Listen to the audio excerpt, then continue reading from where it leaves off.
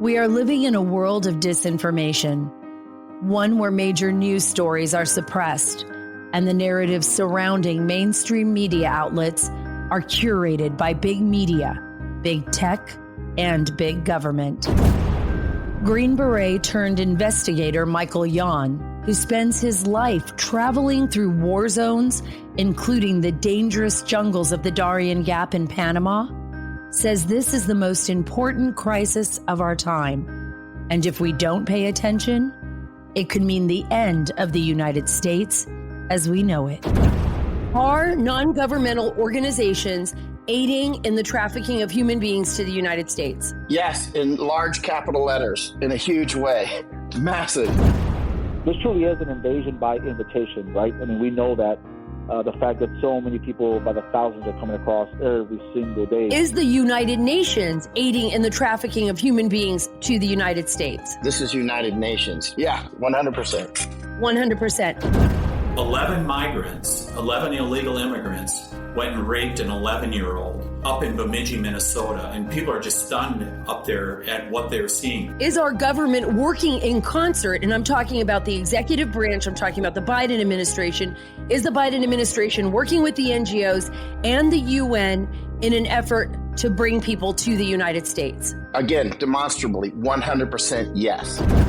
We are paying for our own demise through our taxpayer funds with the aid of organizations who have the best interests of foreigners, not U.S. citizens at heart.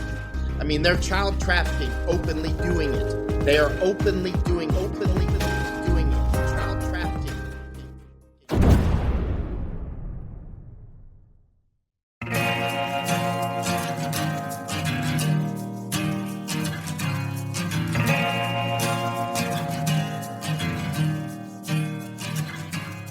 Welcome to Dark Wars, the border. I'm Sarah Carter. I've spent the majority of my career covering immigration and border issues for newspapers, television, and radio. In this episode, I'll explain how illegal immigration at our southern border increased more than 500% in the past 3 years. We know the political players, but the critical unseen players are the non-governmental organizations, or NGOs. I'll tell you about how many of these groups are using billions of U.S. taxpayer dollars to entice migrants from all over the world to come to the United States through the United Nations, Federal Emergency Management Agency, Department of Homeland Security, and U.S. government grants. That money is used to set up food, water, transportation, cash cards, and even shelter along the way. Across the Rio Grande from McAllen, Texas, and Reynosa, Mexico, migrants gather in a way station, waiting for their opportunity to cross into the United States.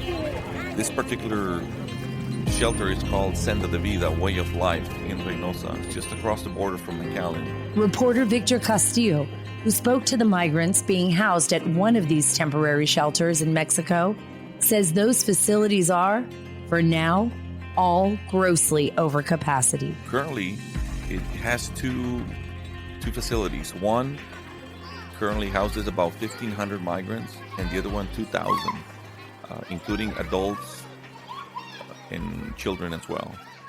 Over the past 15 years, I have seen how this facility has grown from having an average of about 200 to now thousands.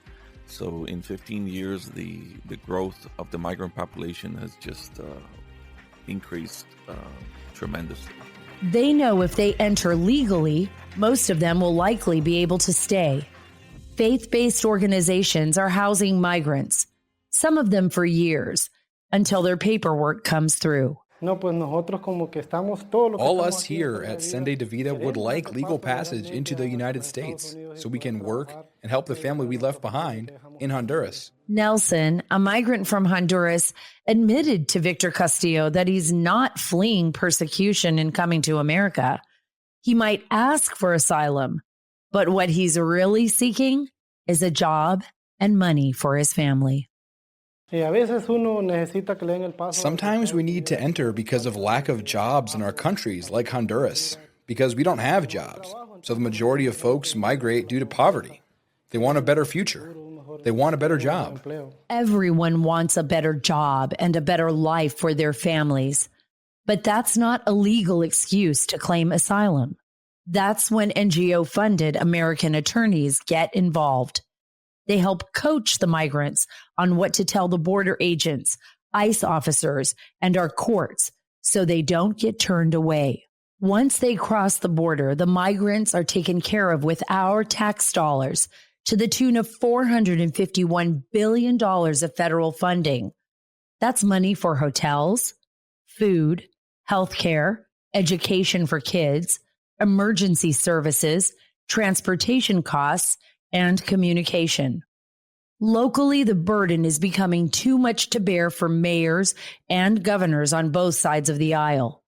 Even sanctuary cities like New York City, where Mayor Eric Adams is calling for more state and federal money to help with the migrant crisis. We are not pointing the finger at El Paso. We're not pointing the finger at Houston. We're pointing the finger where it should be pointed, and that's our national government. This is a national problem. In contrast, Texas Republican Governor Greg Abbott has decided to take matters into his own hands, but it's not easy.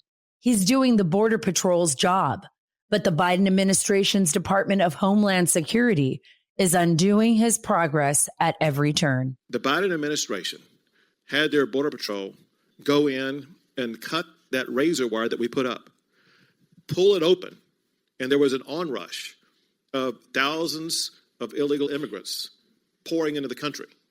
That shows you the mindset of the Biden administration.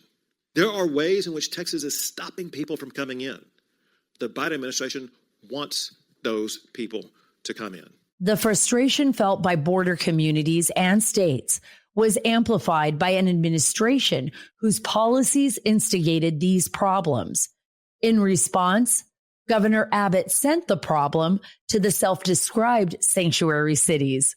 Now those local officials and their residents are seeing the consequences of uncontrolled immigration. Meanwhile, Homeland Security Secretary Alejandro Mayorkas is lying about the border to the American people and to Congress. We have effectively managed an unprecedented number of non-citizens seeking to enter the United States. The Biden administration has overseen a historically high level of illegal immigration, but previous presidents from both parties made the problem worse and are still making it worse. According to Reuters, Presidents Bill Clinton, George W. Bush, and Barack Obama founded a non-governmental organization called Welcome.us. The NGO teams up with corporations to fly migrants into the United States from countries in Latin America, Europe, and South Asia.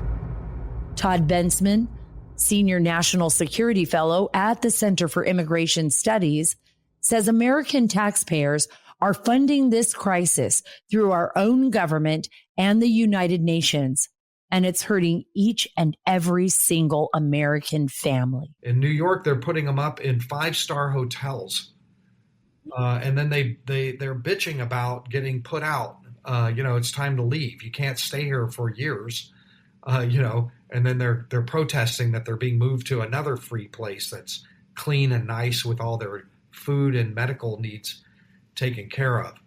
And this is going to go on for years, Sarah. This is not ending anytime soon. The numbers are in the billions and billions of dollars for taxpayer money. NGOs are aiding and abetting this vicious cycle. Bensman says the UN is spending $1.7 billion specifically through NGOs, and that it is facilitating the transport of migrants from all over the world to our southern border and eventually to your neighborhood, your neighborhood.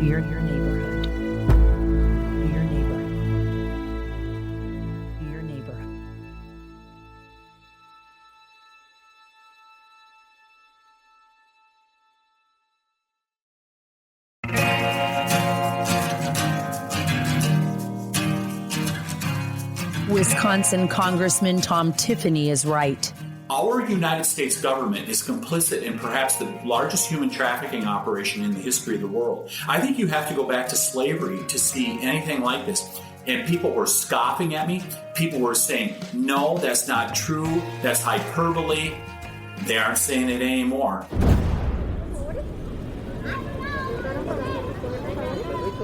And Tiffany says his recent trip to the Darien Gap with investigator Michael Yon opened his eyes to the mass migration machine. Part of how I was informed about that was going down to the Darien Gap, went to Bajo Chiquito, little village right on the edge of the Darien. They had about 500 migrants there the day that Michael, myself, some of my staff were down there, and it had overrun the village. Well, if you read what Michael's reporting now, it isn't 500 now, it's 5,000 a day going through the a village like Bajo Chiquito. The system has been industrialized.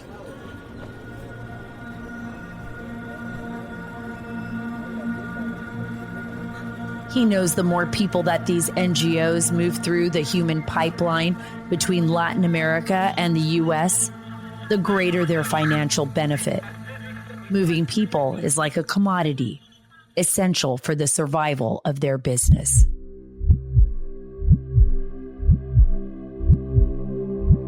Americans became alarmed with the skyrocketing entries at the southern border over the last few years.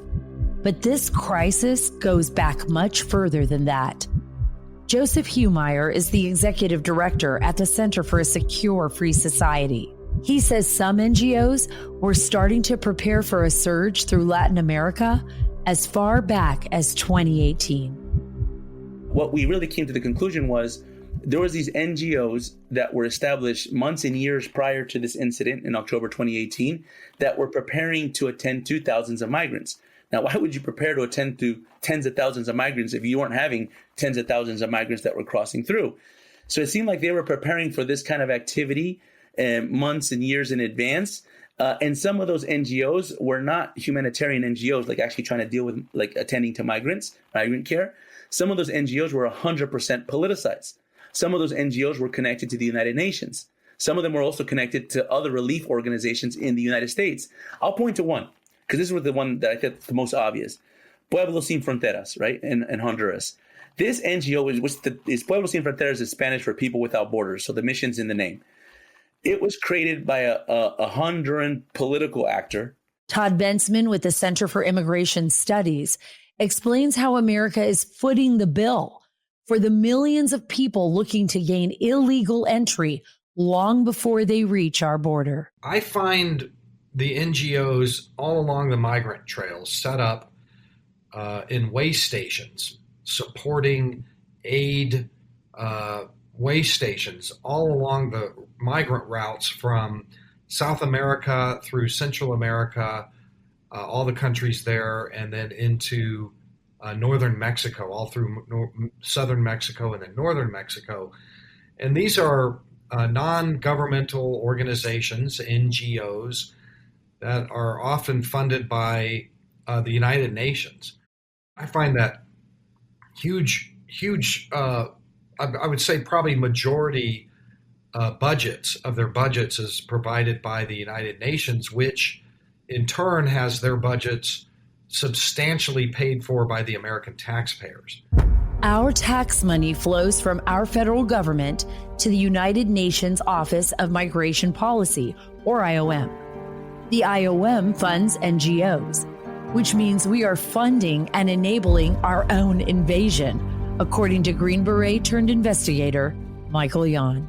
The worst is IOM or OIM, depending on your language, and I see them everywhere. They are the weaponized migration arm of the UN, and the main funder is the United States. And they just installed an American woman as their leader. And so they are the worst. Like if you go to Schiphol Airport in Amsterdam and go to Terminal 3 and walk through the revolving doors, and they have a ticket booth there where they're funneling people to Quito and Bogota to go through the Darien Gap, right? I've been there, looked at it several times in Schiphol, right? And they do the same over in Istanbul. They do in different places. They are the ones who funnel everybody through. In many cases, NGOs use a big chunk of that money our money to pay executives hefty salaries. Former Guatemalan intelligence chief Mario Duarte explains. From people inside the NGOs, we know that only about 15 to 20% tops actually gets spent into helping. The rest, 80 to 85%, is used to pay very, very nice salaries to all these advisors, who, by the way, happen to be very close to specific, Democrat political actors in the U.S., very close to specific political actors in the UN and other European countries. And while American families are struggling with inflation and job security, billions of our tax dollars are being used to sustain illegal immigration. The money is being funneled through faith-based NGOs. According to Forbes, Hebrew Immigrant Services received $40.9 million in grants from the Departments of Health and Human Services, State, and Homeland Security. The Lutheran Immigration and Refugee Service reported it received more than $93.1 million in U.S. government grants. Joseph Humeyer from the Center of a Secure and Free Society says those are small numbers in comparison to Catholic charities.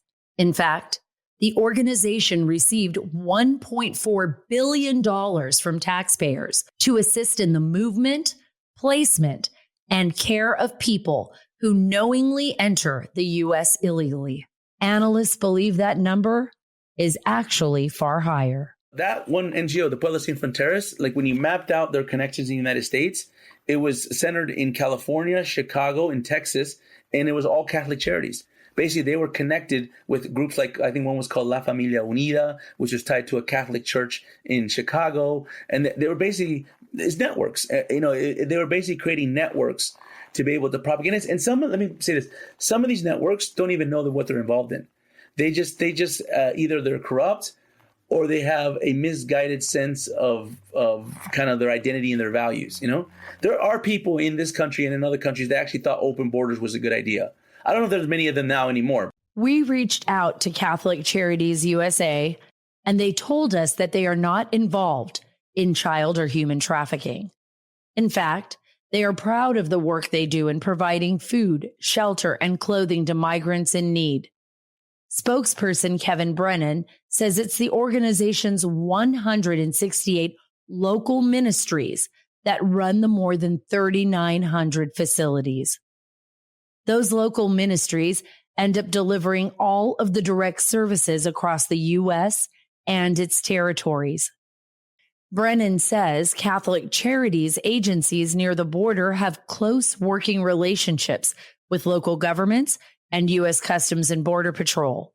They often bring migrants to what Catholic Charities calls respite centers after they have been processed and allowed to enter the country. Brennan insisted that they are complying with immigration court requirements and the Department of Homeland Security, as it facilitates the movement of migrants throughout the United States. He says Catholic Charities USA doesn't seek or receive federal funding, but some of their satellite agencies are reimbursed by the federal government for services they provide. While Brennan denies the misuse of federal money to assist illegal immigration, the NGOs and migrants are taking advantage of this system. They are becoming familiar with the U.S. immigration process and the role that NGOs play in their movement. Our reporter Victor Castillo met up with a migrant named Hervé at the Senda de Vida Church in Mexico, just over the Rio Grande from McAllen, Texas. We've been here a month and 12 days, something like that. And since we've arrived, all the help is free. They provide protection. We have somewhere to sleep, somewhere to take a shower, somewhere to eat. The journey is still fraught with challenges, but the services migrants like Hervé are able to receive start well before they make it to the border. When we cleared the jungle and arrived at Panama, our brother helped us with the cost of passage, because as you clear the jungle, the migrant charge is $40 per person for bus rides to the border with Costa Rica. A brother helped us with $40 per person, and we arrived at Costa Rica.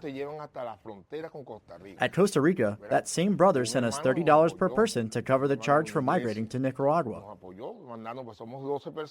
From then on, it was churches that provided food or told us to stay with them at the church. They provided us meals, and we continue on our journey. Here in Mexico, we received plenty of help from ordinary people. They'd see us walking and stop their vehicles to ask us if we've eaten.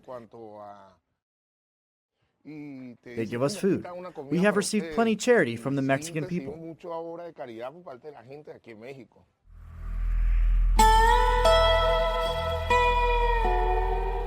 Once, this was an incredibly dangerous journey that took time and skill. Migrants would have to make their way through thick jungles and deserts.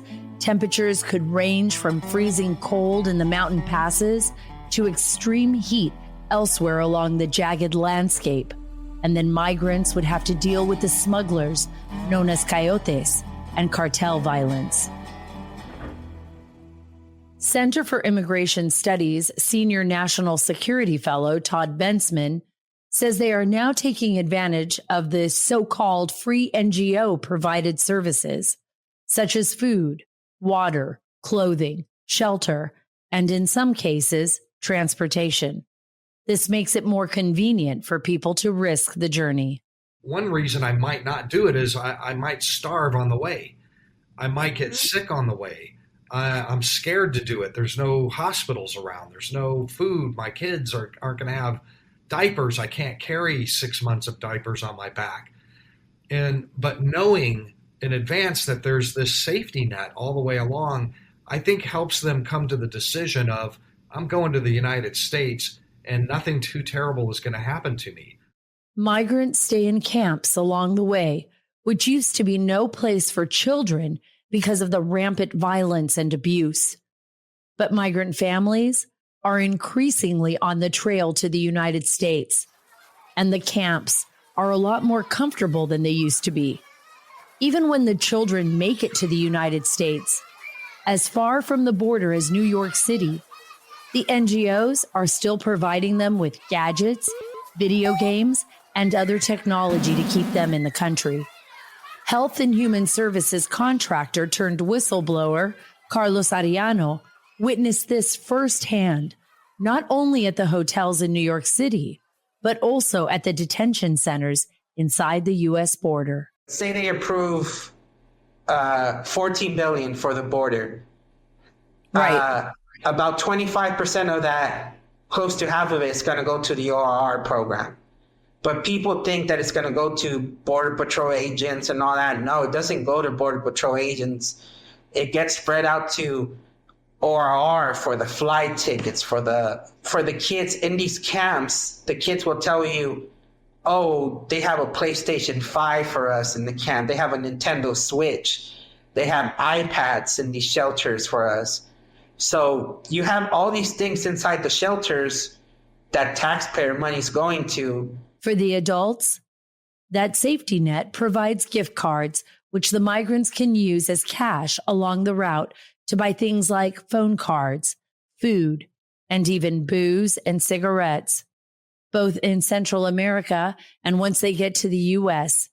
Mario Duarte says that money is tied to your tax dollars. Good question. Probably most likely from NGOs, but once they turn it into cash, it's more difficult to really trace it, right? Todd Bensman with the Center for Immigration Studies says many NGOs are passing out these gift cards, as well as hundreds of millions of dollars in cash into the hands of migrants. The NGOs and the U.S. government know full well that the migrants will use that money to pay the cartels in order to pass into the United States.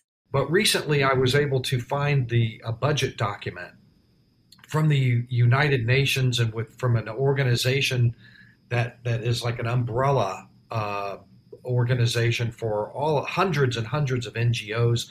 They're all listed in this document, 223 of them, and how much money they need and how much they were going to spend in 2023. And they were just going to give out cash just cash handouts. They give them in debit cards all along the trail to the tune of $450 million in 2023 alone. ¿De dónde? Dominicano, gente por otros países. Venezolano. Venezolano, llegaste. Venezolano también. Once migrants have your money in their pockets, the next thing they need is help knowing exactly what to say in order to be allowed into the United States.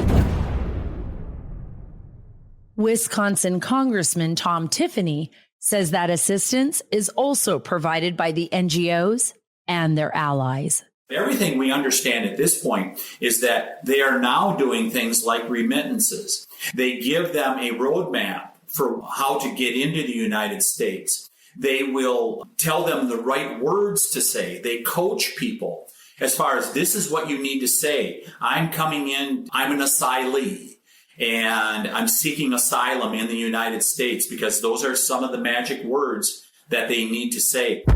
Plata o plomo, silver or lead.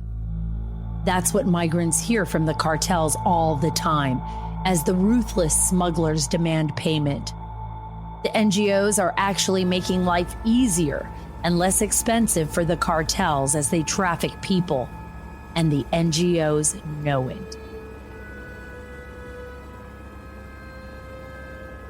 Along the border, law enforcement officials stress the danger of giving hundreds of millions of dollars in unaccounted money from NGOs to migrants.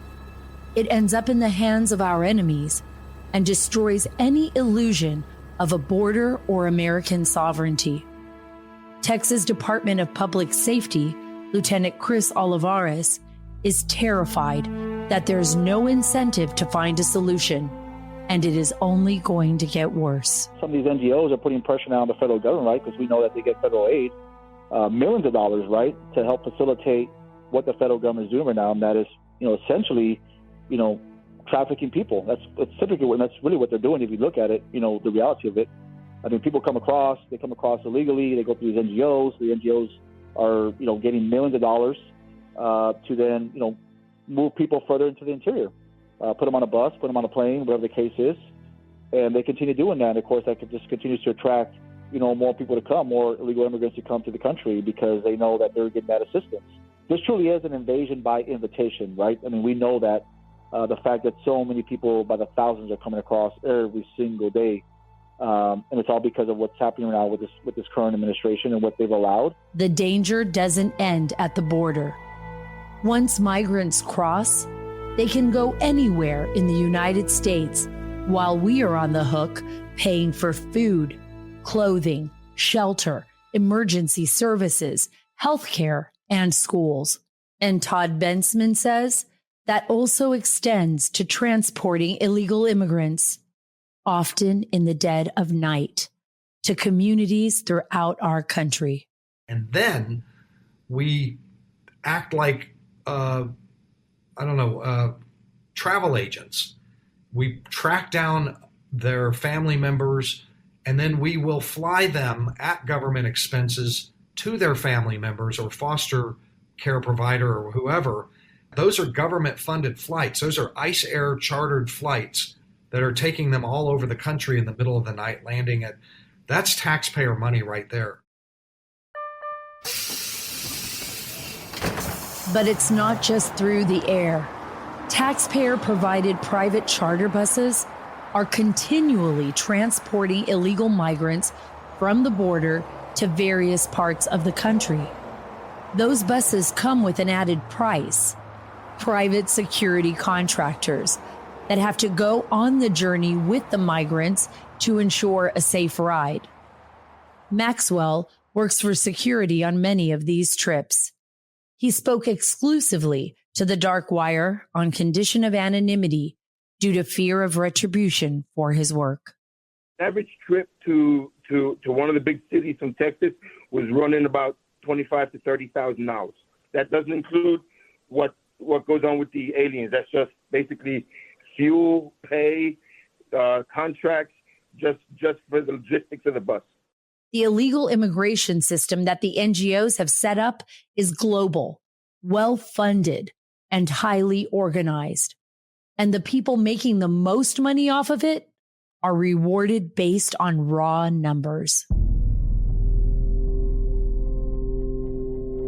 Investigator and retired Green Beret Michael Yan questions the entire system that is making money, both at the expense of the migrants and also the security and welfare of the American people. What does IOM, these people do? They do their little gears in the clock. The Border Patrol loads the buses, click, click.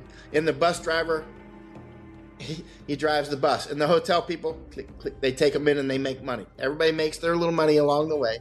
The Border Patrol guy gets paid and he gets his, I don't want to lose my pension, they say. Okay, ideology, no, probably money, right? Money and coercion there, probably money, right?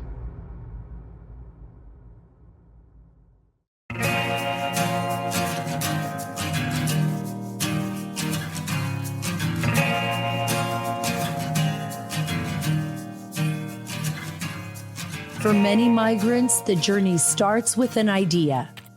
Ads on social media platforms like Facebook, WhatsApp, and Telegram can look like job recruitment ads, promising better wages, a better life, or just cheap access to the United States. Former Guatemala Director of Intelligence, Mario Duarte. You will find them in the Facebook marketplace. For instance, pictures of the United States or pictures of a flag of the United States, and it tells you want to migrate to the United States, call these numbers. We leave every 15 days or every 20 days. Some of them are even are so shameless that even say for you get 3 tries for the price of 1. They give you like an email address or a phone number, and they tell you to write via WhatsApp. And that's how they actually sell their services. The coyotes sell their services to the people.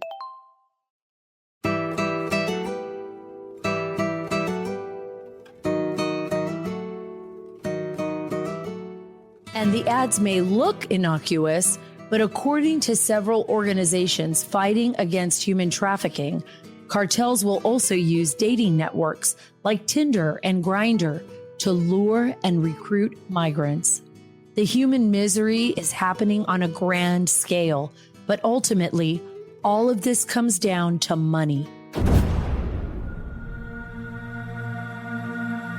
And there's a lot of it being thrown around in Latin America to keep the pipeline of illegals moving north. Money from our own tax dollars is funneled through the UN and the NGOs and even programs like FEMA. I spoke with a group of migrants just after they crossed the border in Del Rio, Texas. How did you meet the men of the cartels that helped you? They would see us walking around in Tamaulipas with our backpacks and our bags. They would ask us.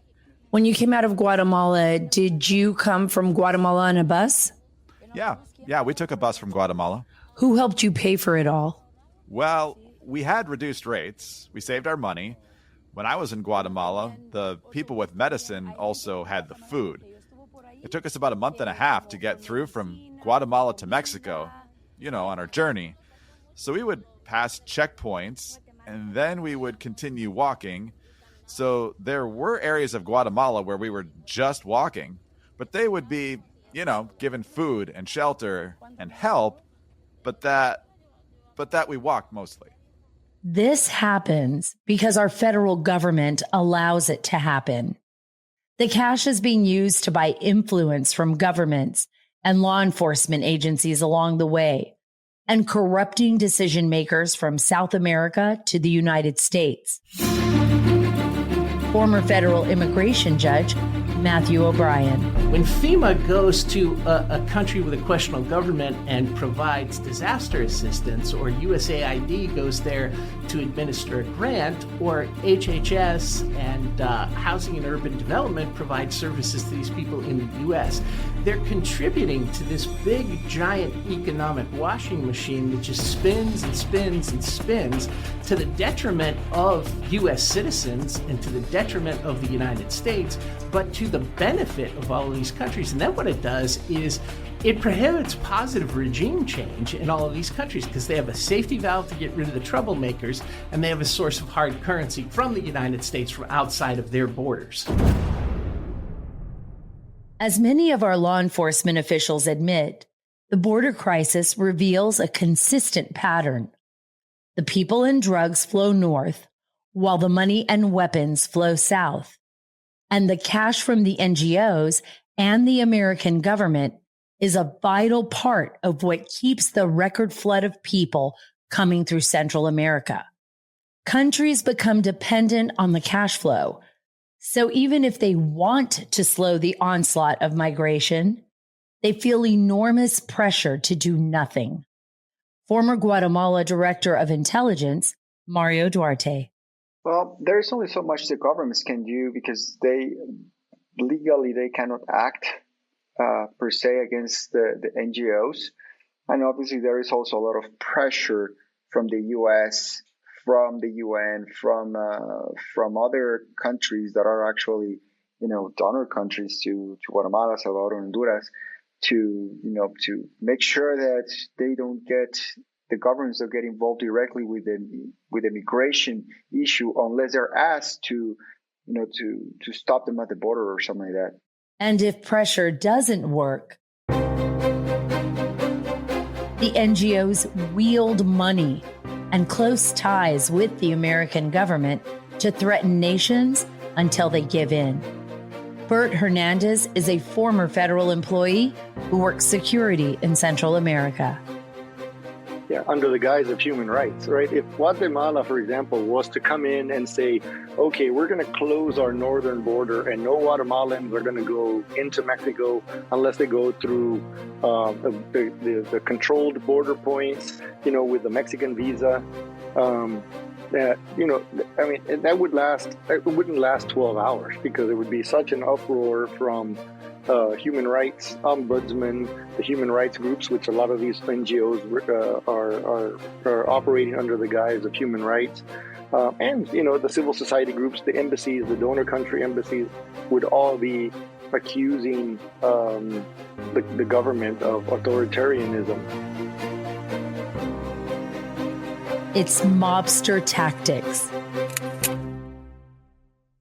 Meanwhile, every migrant's journey starts differently, but the goal is for it to finish the same way, with entry into the United States. A migrant from Liberia who illegally crossed into Arizona told Bill Malusian of Fox News that he was coming only for the economic opportunity. This is not a legal reason for asylum. I came here because I want quality life. America is a land of opportunity. Don't let anyone fool you. It's America's funding of NGOs that enables millions of illegal immigrants from across the globe to make the dangerous trek. I spoke with these people just after they crossed the border in Del Rio, Texas. I see. You, the young man, you're shaking your head up and down like you know what I'm talking about. You've heard what is happening in Mexico. Yes, there's been a lot of violence towards the young people in Mexico, both the men and the women. I was terrified, even walking with the younger kids. Sadly, many of the migrants are treated like human pawns. Our government is playing a game with their lives and our money, picking their favorite NGOs, limiting competition, and feeding corruption. Former acting director of Immigration and Customs Enforcement, Tom Homan, who served under 6 administrations, both Republican and Democrat, has never seen it so bad. Since Biden's been in the White House, NGOs have made billions with a B on sole source government contracts. Why does this coordinated effort to bring millions of people to our country illegally exist?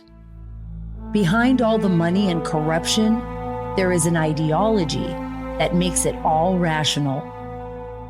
Former U.S. spokesman at the United Nations, Ambassador Rick Grinnell, says by not restricting migration, The UN and its allies within our own government are using the NGOs as tools to dismantle sovereign states through the movement of labor. This altruistic UN crowd believes that every country is equal, not that every person is equal. They believe that every country, so the United States gets one vote, and so does El Salvador. They believe in this system, and therefore the belief on borders is very shaky. They believe that migrants should be able to just roam and move to wherever they want to go, and that they have this right to pick up and leave and move to another country. And so the UN is very much an enemy of borders. That's just a fact. There's no incentive to change. The migrants get a free ticket to better jobs and an easier life.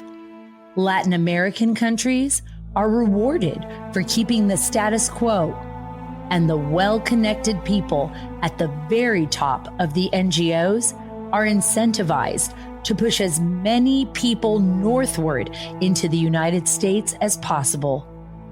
One of those people who knows the danger that results from this is former UN Ambassador Nikki Haley.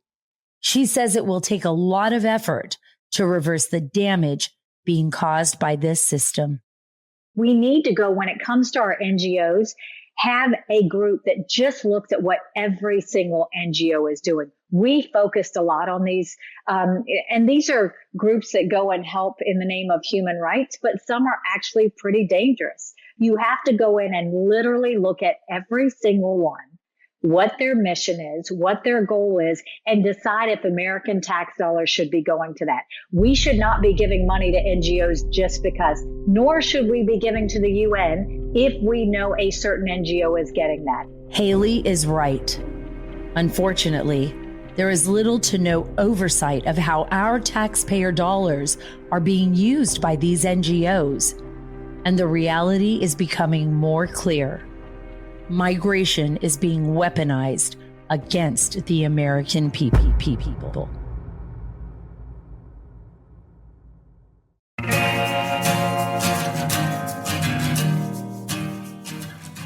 The border is an absolute catastrophe. House Speaker Mike Johnson said in December 2023 that 9 million people have entered the U.S. illegally because of the policies of this White House and this administration. We have almost now 280 known terrorists that have been apprehended at the border since President Biden took office. And that wave of humanity is putting us all at risk. None of this counts the gotaways. If you add the numbers up, it's almost 7 million people who have been encountered at the border just since President Biden took office, and at least 2 million gotaways. This is twice the population of my state of Louisiana. That's more than the amount of people who live in our 11th largest state, New Jersey. Current and former DHS officials estimate that number could rise to 15 million by the end of Biden's first term. While this is happening, the NGOs are wasting billions of our tax dollars while making the problem even worse. We are importing people from places like China, Africa, South Asia, and the Middle East. We also need to be aware that some of those governments are utilizing our failure to properly vet these migrants to dump their criminals into our country. It's not just criminals who shouldn't be allowed into our country. It's anyone who doesn't have a legitimate asylum claim. Todd Bensman, an investigator and senior national security fellow with the Center for Immigration Studies, says that some NGOs are helping migrants conjure up stories of persecution and repression to bolster their efforts to enter and stay in the U.S. When the immigrants get turned down for Mexican asylum because they said we're just going for a job in the United States, they are then routed for an appeal to these storefronts in Tapachula that provide psychologists who help them excavate their repressed memories of the persecution that they suffered that would get them the asylum they needed in Mexico. And I mean, that's how our money is being spent. Repressed memories, that whole shtick has been debunked as a kind of a fraudulent psychological theory from the 1980s. It's being used again all day long, all over Mexico. And I was just curious enough that I did some Google and some basic searching on NGOs in the United States that work with immigrants. And guess what they offer? Psychological services. Why do they have to conjure up these asylum claims? It's because they have no legal reason to be here. Bert Hernandez, a former federal employee who works security in Central America, says the overwhelming majority of migrants claiming asylum to gain access to the country should see their claims rejected.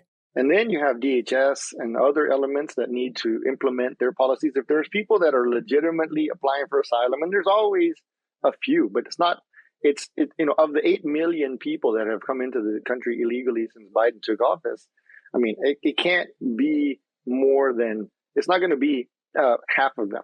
It's not going to be 1 million of them. It's going to be, a few thousand at best. People are crossing our borders so quickly they can't be vetted. Communities throughout the country are suffering. In Chicago, parents I spoke to are afraid to let their children go outside. Then you come out here, they pee on my truck, they smoke weed across the street. I haven't actually seen a guy deliver the weed to them. They're smoking weed, they're drinking, littering. They play loud music until 11:30 at night. I have to call the police to get them to stop. My wife literally used to walk across the street to that park. Not no more, because you go over there, you'll find condoms on the floor. You'll see them smoking on there. I mean, it's basically the neighborhood we used to know and love was no longer here. And I would simply say that field house should be for the kids. It could be turned into a youth center. It could be somewhere, a safe place where kids can go instead of the complete opposite. I mean, I don't know if, you come over here seeking asylum and you don't have a job, but you're smoking weed, you're drinking, whistling at all the women that go by, catcalling them, because that's what they were doing. They had the horns that they were honking at, people going by. It doesn't seem to me that they're very respectful. In New York, while high school gyms are being taken over as housing for illegal migrants, Congresswoman Yvette Clarke is more worried about her own political future than the safety of her constituents. I'm from Brooklyn, New York. We have a diaspora that can absorb a significant number of these migrants. And when I hear colleagues talk about, the doors of the inn being closed, no room in the inn, I'm saying, I need more people in my district, but just for redistricting purposes. And those members could clearly fit here. The fact is, the Biden administration's number one job as the executive branch is to enforce our laws and protect American citizens. All of our politicians take an oath to do it. The reality is, our federal agencies rarely vet people entering the U.S. illegally. They can't track them once they've entered the country either. We also know that some of the migrants are violent criminals, and yet little is done to remove them. Former federal immigration judge Matthew O'Brien. So I had a case when I was an immigration judge, and there was an individual from Honduras, I believe, who had come into the United States unlawfully, had been involved in a bunch of criminal activity, relatively low-level stuff when he was here. But an immigration judge before me had gotten his case, and in the courtroom, he admitted under oath on the record, I killed the guy with a machete and I did 13 years in prison in Honduras for it. And the immigration judge said, well, bye-bye. He was removed from the United States, and a number of years later, when I was the immigration judge, he was back here in the U.S. Well, how did he get back in? He had been funneled along from Honduras back to the United States with the aid of for lack of a better word, I would call it like an underground railroad, a chain of NGOs that does everything from provide shelter, food, new clothing, water, backpacks, birth control, you name it, to all of these folks. A lot of them are spending money that came from U.S. government grants. Not only do the NGOs help these criminals get to the U.S., in some cases, it happens again and again. Then NGOs use our tax dollars to provide legal assistance so the migrants can stay permanently. He gets in front of me in court, and there is a statute that says no U.S. taxpayer money is permitted to be used to provide representation for aliens in immigration court. It's a civil proceeding. Americans in civil proceedings don't get free lawyers. That's limited entirely to criminal proceedings. And yet this guy wound up with a free lawyer from the Capital Area Immigrant Rights Coalition. The situation is so outrageous, and it's not an anomaly. It happens in immigration courts like Judge O'Brien's across the country every day. And they made the argument that I was obligated, because they believed that this guy was mentally ill, to ignore his admission on the record that he killed somebody and then grant him asylum in the United States. And then, to top it all off, when I denied this guy's application and ordered him removed, they filed a complaint where they actually lied on the record, and they said I had given them a half an hour to present their complex case and hadn't listened to anything that they said because I did not know the asylum laws. Now, of course, they had a little problem in that situation because there were 7+ hours of hearing tapes. This is taxpayer money paying for a logistical system that gets a self-admitted murderer back to the U.S. after he's been deported, and then gets him lawyers who violate their professional oath and lie on his behalf when he gets back into immigration court. So this is the kind of craziness. We are paying for our own demise through our taxpayer funds with the aid of organizations who have the best interests of foreigners, not U.S. citizens, at heart. We're importing criminals, and they perpetrate crimes all over the U.S. when they get here, not just along the border. Wisconsin Congressman Tom Tiffany says atrocities are being committed against American children as far away as Minnesota. 11 migrants, 11 illegal immigrants, went and raped an 11-year-old up in Bemidji, Minnesota, and people are just stunned up there at what they're seeing. And this 11-year-old said she had 2 girls that were about her age that were next to her. They were gang raped, and this is going on all over America at this point, and people are just stunned that this type of stuff could happen, but we've been warning this is what's going to happen. And the human trafficking crisis also makes our drug nightmare worse. Fentanyl killed more than 112,000 Americans in the past year. Former Drug Enforcement Administration Special Operations Director Derek Maltz. The cartels are the enemy of our children. They are basically taking advantage of the weak security at the border and the vulnerabilities. They are operating like a global terrorist organization. They're killing more Americans than any terrorist organization that I'm aware of in the history of this country. We're losing 9,000 Americans a month. Every 5 minutes we're losing somebody. Families are waking up devastated every single day. Some kids as young as 13 years old, they go up to the room, the parent finds the kid blue, dead in the bedroom, because they don't know what they're taking. Alarmingly, the Pentagon confirmed to lawmakers that 332 service members died of overdoses between 2017 and 2021, and another 15,000 survived overdoses. Those numbers are staggering. Democrats like Arizona Congressman Ruben Gallego and Massachusetts Senator Ed Markey are part of a bipartisan group in Congress calling it a national security crisis. But the threat gets even worse. Arizona Congressman Andy Biggs says it's only a matter of time before terrorist cells enter our nation through the southern border with intentions of assaulting our way of life on a more massive scale. I think the sleeper cells are real. I've had briefings that indicate that we are justified in our concern. I can't say what I've been told, but we are justified in our concern. The cartels control the borders. Hamas is infiltrated Venezuela. So we're seeing people come on up, and what's coming through the Darien Gap a month ago is now arriving at our southern border. You had another record last month. We have people, we have no idea who they are, Sarah, and they exist. And I do not want us to wait until something terrible and horrific happens because we have been less than vigilant on the border. Biggs says the people illegally entering our nation are coming from unstable places like Syria, Mali, and Afghanistan. Our government is simply setting them free to go wherever they want.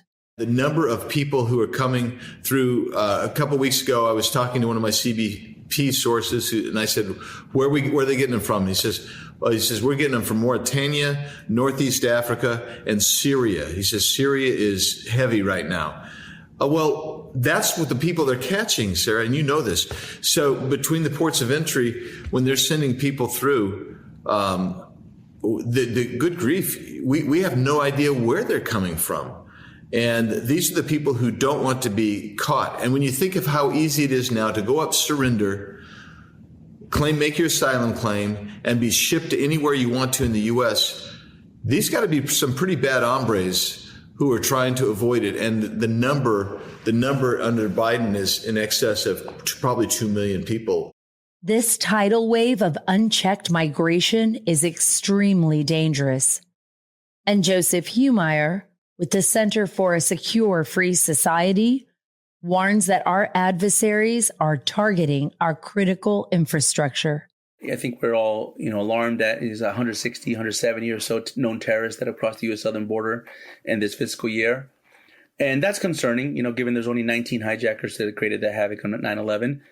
But I'll tell you what I'm really concerned about, Sarah, is I'm concerned about that. That's a problem. And I know some of the profiles of some of these terrorists, and they're heavy hitters, they're pipe hitters. But I'm actually concerned about what we call in the defense industry saboteurs, They're not necessarily terrorists per se, but they're actually more dangerous because they're basically logistical experts that create networks that then are able to sabotage infrastructure, food supply, water supply, electrical grid, critical infrastructure, telecommunications.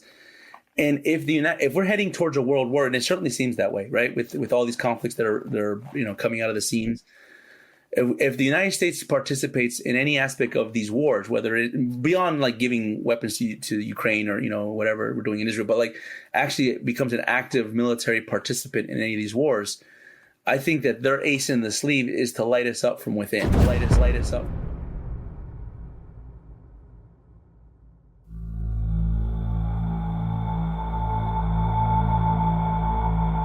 We're asleep, and our enemy is awake. And before we know it, our way of life could change forever. Our government and the NGOs funded with our tax dollars are helping our adversaries achieve that advantage. It will be up to us to change this trajectory, our destiny, and save our nation.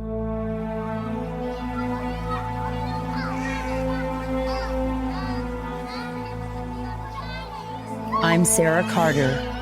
I hope you'll join me next time.